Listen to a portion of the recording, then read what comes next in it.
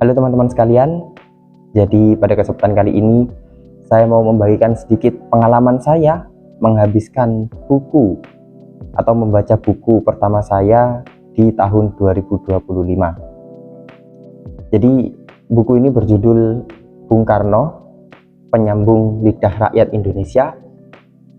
Kenapa saya memutuskan untuk membaca ini adalah semata-mata karena saya ingin melawan rasa malas saya ingin memaksakan diri saya untuk mau membaca sekurang-kurangnya 10 menit dalam sehari. Jadi di awal saya membaca buku ini, saya cenderung ogah-ogahan. Ya, saya habiskan waktu mungkin sekitar 5 lembar, 2 lembar, nggak sampai 10 menit untuk membaca. Walaupun awalnya itu berat, tapi saya tetap paksakan hingga saya mencapai titik di mana saya nyaman dengan membaca, di mana saya sudah mulai bisa membaca lebih lama lagi, 20 menit hingga bahkan terakhir itu 30-40 menit. Dan selain ceritanya yang menarik, mungkin itu salah satu faktor di mana saya sudah berhasil membangun kebiasaan untuk membaca setidaknya 1 lembar setiap hari. Jadi selain saya mau bahas apa isi bukunya, saya mau kasih tahu dulu teman-teman apa sih yang sudah saya dapat, insight seperti apa yang saya dapatkan setelah saya membaca buku. Jadi secara langsung, dampak secara langsung ada 3 yang saya dapatkan dari membaca ini. Yang pertama adalah empati atau tenggang rasa.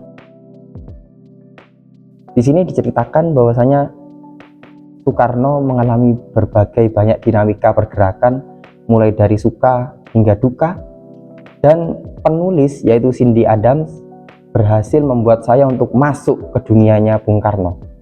Di situ saya merasakan bagaimana sulitnya perjuangan beliau, bagaimana nestapanya beliau dalam memperjuangkan kemerdekaan ini.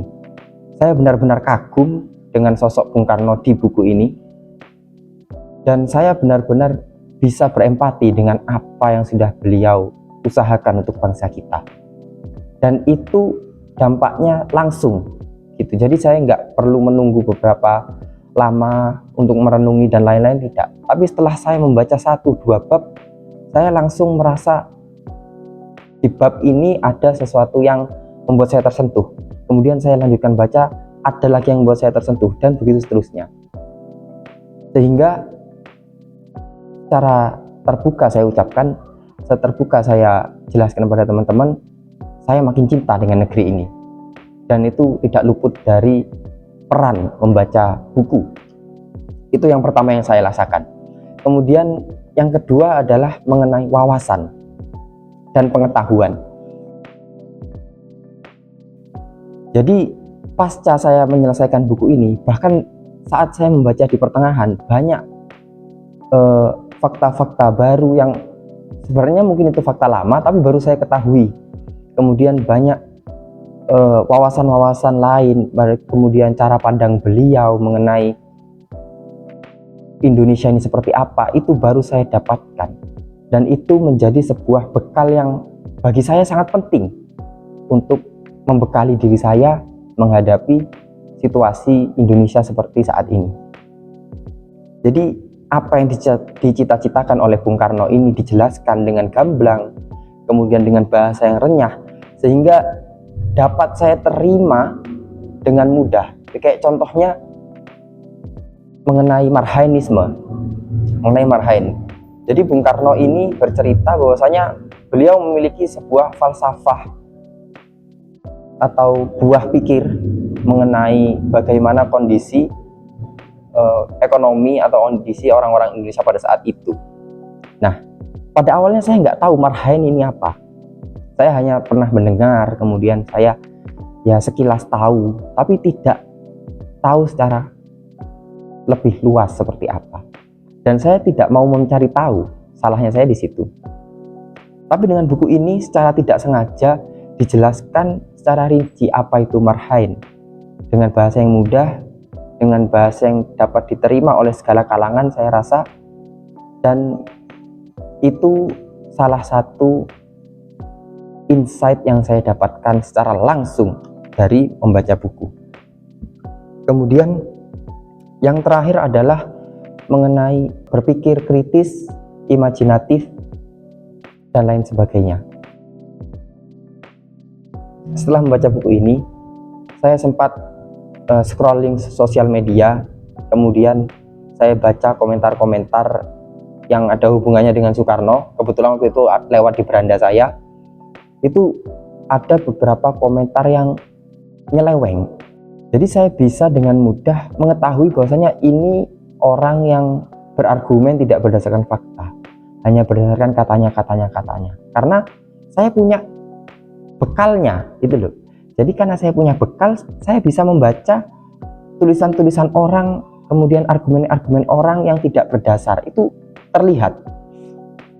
Jadi dengan membaca buku ini saya bisa melakukan diskusi, kemudian debat dengan orang-orang di sosial media pada saat itu. Kemudian tidak menutup kemungkinan ini juga bisa digunakan, atau hasil membaca ini bisa digunakan untuk diskusi secara langsung dengan teman-teman sejawat dan lain sebagainya. Dan bagi saya, diskusi-diskusi kenegaraan, kemudian diskusi-diskusi mengenai buah pikiran seseorang, itu diskusi yang berbobot bagi saya seperti itu.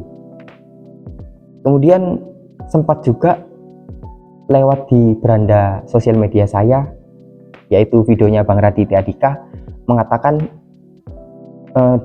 membaca buku itu, saya lupa kalimatnya seperti apa, namun kurang lebih dengan membaca buku kamu membaca pikiran orang yang ditulis selama 1, 2, atau bahkan 3 tahun, dan karya itu dapat kamu selesaikan hanya dalam waktu paling lama 1 minggu.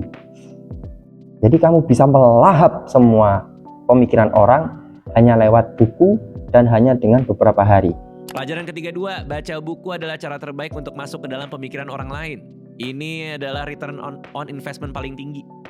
Buku-buku ditulis sama penulisnya itu bisa 1 tahun, 2 tahun, 3 tahun. Kita cuma duduk 3 hari, kita lahap semua isi kepala dia yang dia dapetin selama 3 tahun.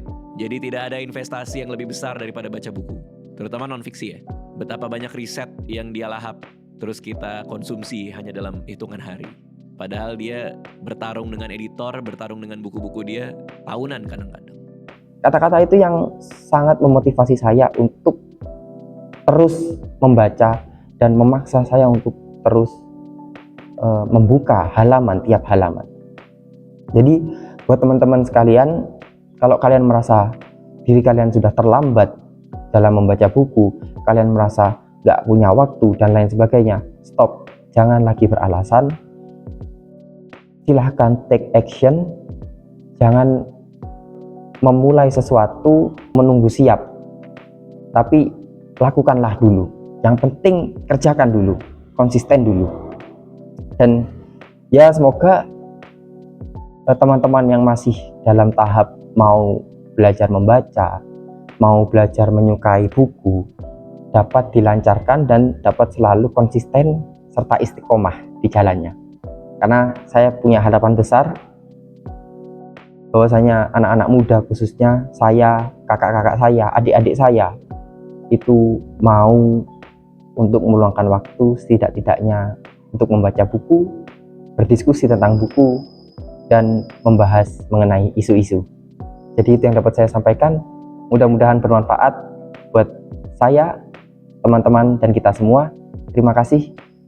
Saya akhiri. Wassalamualaikum warahmatullahi wabarakatuh.